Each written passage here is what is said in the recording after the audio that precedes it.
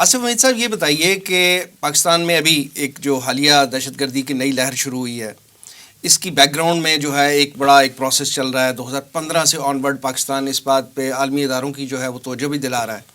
آپ کیا سمجھتے ہیں کہ یہ سب کچھ جو چل رہا ہے پاکستان میں، یہ پاکستان کے خلاف اندرونی اور بیرونی سازشیں جو ہیں، یہ کون کر رہا ہے اور اس کے ڈنڈے کہاں ملتے ہیں؟ نحمدہ و نصلی علی رسولہ الکریم. اعوذ باللہ من الشیطان الرجیم. بسم اللہ الرحمن الرحیم. ان اللہ لا یظلم الناس شیئا ولکن الناس انفسهم یظلمون. صدق اللہ العظیم. وسیم صاحب، یہ جو واقعہ جس کی طرف آپ نے ریفرنس دیا ہے، جو ہزارہ کمیونٹی کے حوالے سے ہے، اور اس سے پہلے جو اسلام آباد میں ایک قتل ناحق ہوا ہے، وہ جو میڈیا کے اندر زیادہ ہائی لائٹ ہوا ہے. ویسے قتل ناحق تو میرے خیال میں پاکستان میں روز ہی ہو رہے. یہ سازشیں ہیں، یہ عذاب ہے، یہ کیا ہے؟ تو ان سب چیزوں کا جواب دینے کے لیے میں سمجھتا ہوں کہ سب سے پہلے ہمیں اللہ تعالیٰ کی کتاب کی طرف رجوع کرنا چاہیے، اور پھر نبی اکرم صلی اللہ علیہ وسلم نے جو رہنمائی فرمائی. قرآن مجید میں مختلف قسم کے عذاب مختلف قوموں پر آتے رہے.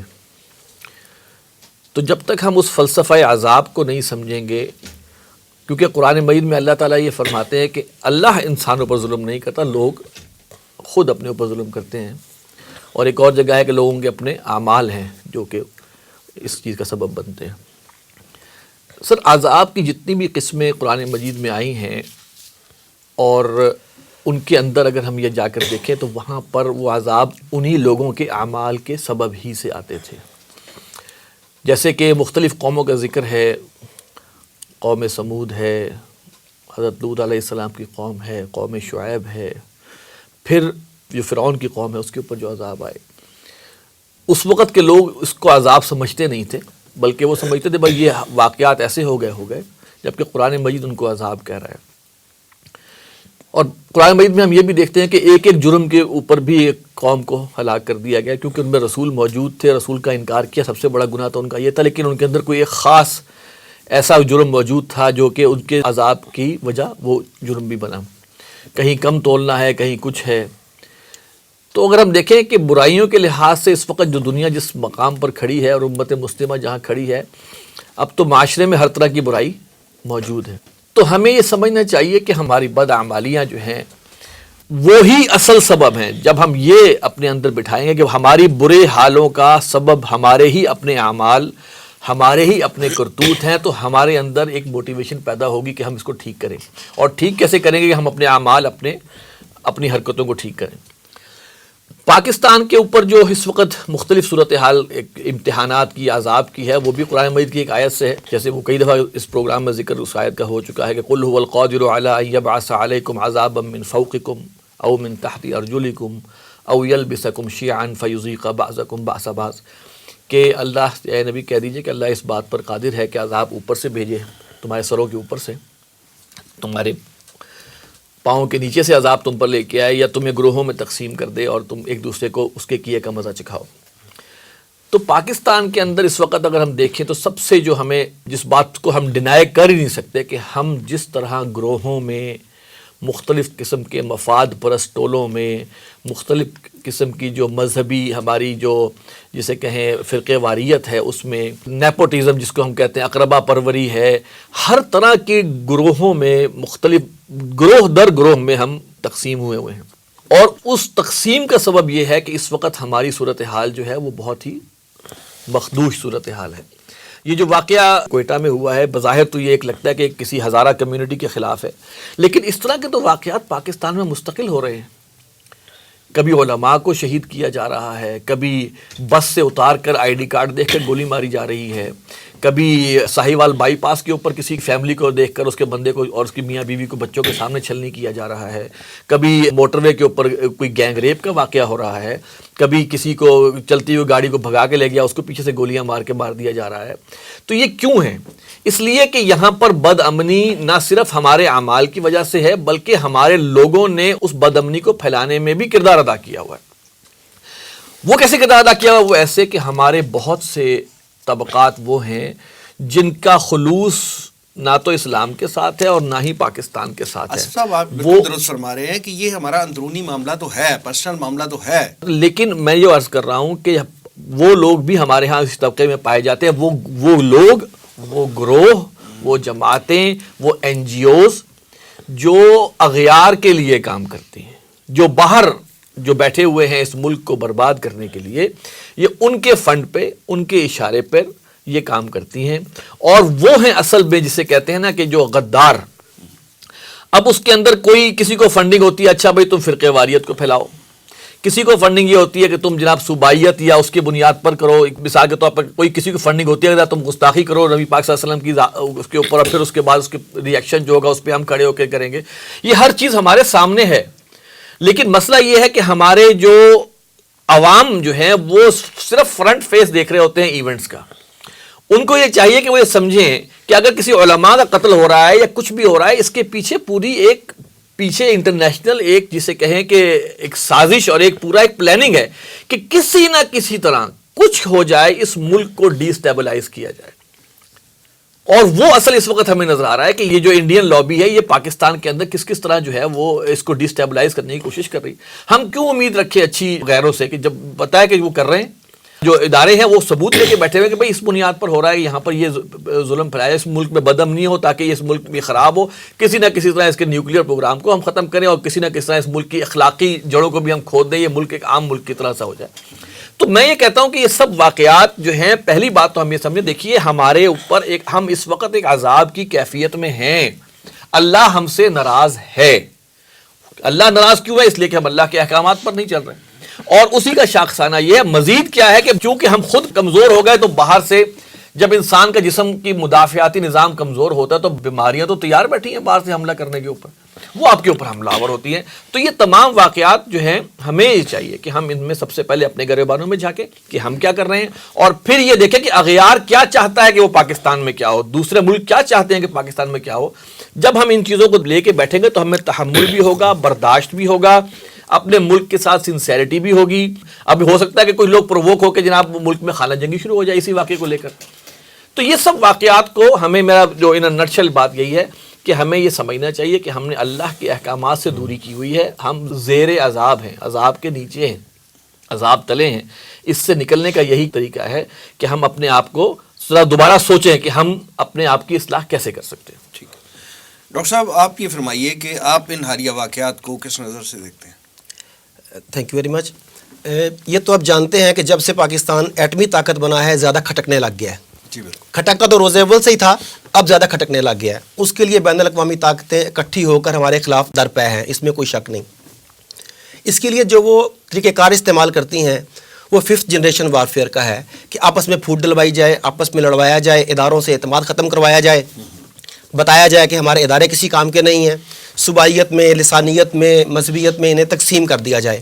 اب اس واقعے کی ہم بات کر رہے ہیں، اسی کو لے لیں. اب دیکھیں بے گناہ کوئی بھی مرے، کوئی بھی بے گناہ، خواہ وہ ہزارہ کمیونٹی کا مرے، کوئی پنجابی مرے، بلوچی مرے، شیعہ مرے، سنی مرے، کوئی ہندو مرے، کوئی عیسائی مرے، ہمیں اسے کنڈیم کرنا چاہیے کیونکہ وہ بے گناہ جو مرا ہے، اس میں کوئی شک نہیں.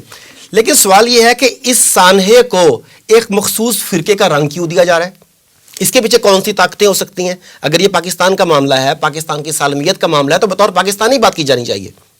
مثال کے طور پہ یہ جو سانحہ ماڈل ٹاؤن ہوا ہے، کیا کسی اخبار میں یہ بات کا تذکرہ ہوا کہ وہ کس مسلک کے تھے؟ اسلام آباد میں جس آدمی کو مارا گیا، ساہیوال میں جن بچوں کے ماں باپ کو گولیاں مار دی گئیں، آپ کو پتہ ان کا مسلک کیا تھا؟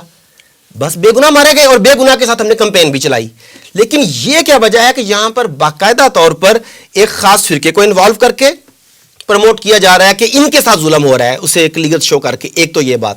دوسری بات یہ کہ اگر آپ ان کے یہ دیکھیں، میرے پاس موجود ہیں کچھ ان کے مطالبات جو مجھ تک پہنچے ہیں، اگر یہ مطالبات آپ دیکھیں تو یہ مطالبات بھی دیکھیں کمیونٹی کے مطالبات. جی سر. اچھا. لواحقین شہداء کمیٹی نام رکھا ہے انہوں نے. چند پوائنٹس میں آپ کو صرف ضرور بتانا چاہتا ہوں کہ اندازہ ہو جائے. جی پلیز. مثال کے طور پہ جو بے گناہ مزدور جنہیں قتل کیا گیا ہے، ان کے تفتیش سے پہلے ہی ایف سی کے قائم کردہ چیک پوسٹ وغیرہ کی نتیجے میں کہ وہاں پہ ہوئی ہے لیکنگ ہوئی ہے، کوئی آئی جی ایف سی بلوچستان کو معطل کیا جائے، آئی جی کو، نہ کہ اس چیک پوسٹ کیا. یعنی ان کا خیال ہے کہ وہاں پہ جو سیکورٹی اہلکار تعینات تھے، نہیں سر وہاں پہ نہیں، ان کی طرف سے کوئی لیکن نہیں سر انہیں کر دیں، وہ ان کی تو ہوگی نا. وہ کہتے ہیں آئی جی کو, آئی جی ایف سی کو کیا جائے سسپینڈ, جو ہیڈ ہے پورے ادارے کا. پھر ونگ کمانڈر ایف سی کو کیا جائے, ڈپٹی کمشنر ضلع بولائن کو برطرف کیا جائے.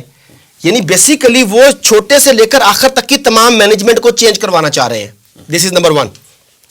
نمبر 2, وہ کہتے ہیں کہ سانحہ مچ کے شہداء کے وارثین کو 50 لاکھ روپے فی کس کا چیک دیا جائے. اچھا, جو دیت گورنمنٹ دیتی ہے ان کے طے شدہ ہوتے ہیں آلریڈی, کہ دھماکے میں مرنے والے کو اتنا مل رہا ہے, فلانے کو اتنا مل رہا ہے, مگر انہوں نے کہا کہ وہ اسپیشل, ہمیں تو یہ چاہیے, ادروائز ہم مذاکرات نہیں کر رہے.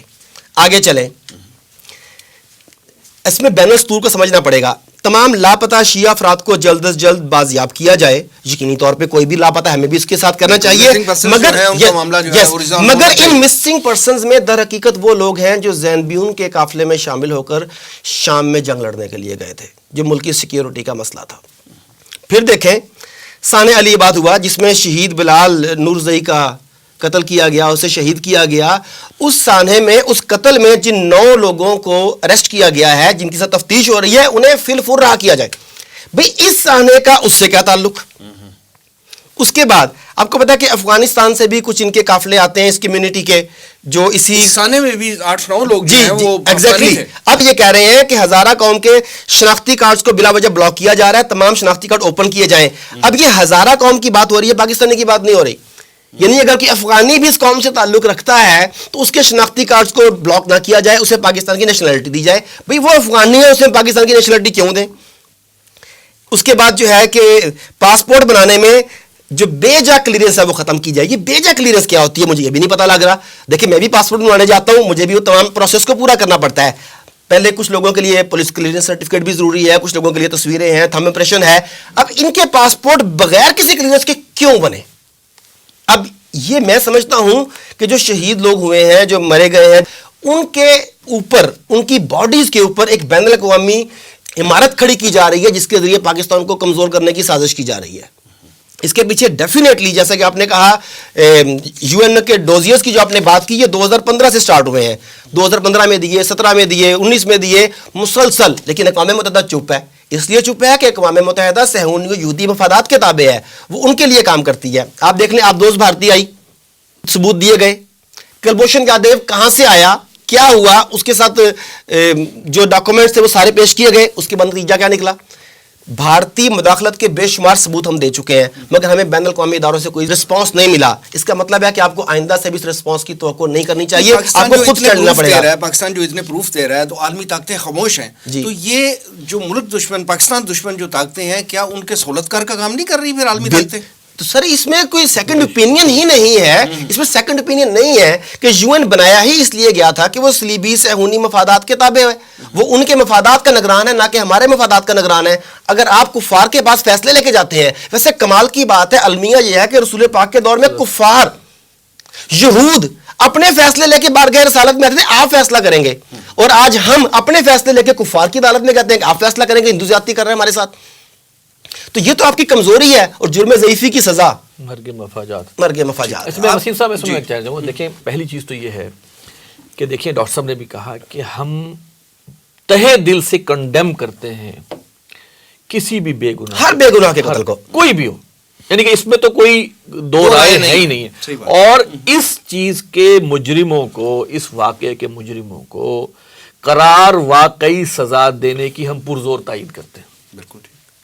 اور ان جو بیچارے خاندان ہیں ان کی اشک شوئی کرنا, ان کو سپورٹ کرنا, اور جو ان کو پیسے وغیرہ دینا, جو بھی ایک حکومت کو دینا چاہیے, ہم اس کا بھرپور اس کو سپورٹ کرتے ہیں. ہاں یہ ہم ضرور دیکھیں کہ جو ان کے مطالبات جائز ہیں بالکل, لیکن کچھ مطالبات ایسے بھی ہوں گے جو کہ ہو سکتا ہے کہ وہ ہوتا ہے نا بعض اوقات کہ کسی ایک آڑ میں 10 مطالبات اور بھی ڈال دیے جائیں, ان کو ضرور دیکھنا چاہیے کہ بھائی وہ کتنے. بالکل یہ جو واقعات اس طرح کے جو ہو رہے ہیں, اب مجھے نہیں پتا جو بیچارے وہ جو لوگ بسوں سے اتار کے مارے گئے تھے شناختی کارڈ, ان کے ورثاء کے خاندان کے ساتھ کیا سلوک ہوا, وہ اس کا ہمیں ابھی تک کوئی اطلاع نہیں.